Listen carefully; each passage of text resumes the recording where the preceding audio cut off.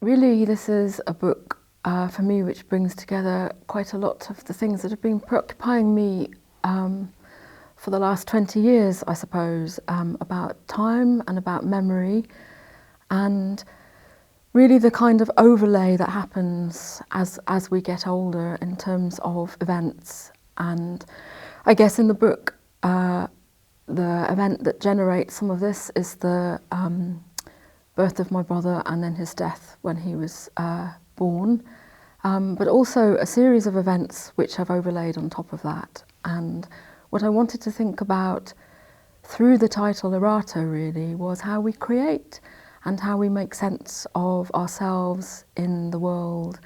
And I think in this book the world becomes a great pressure, but also a measure against which individual trauma might sit.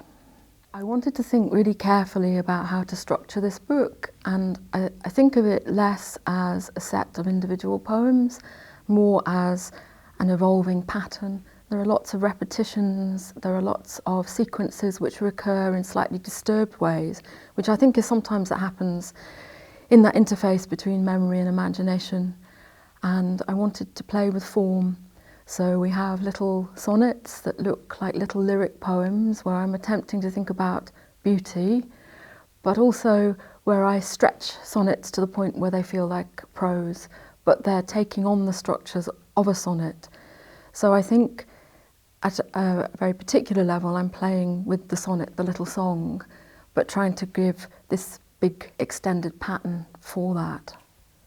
When I got the emails occur in my book a lot.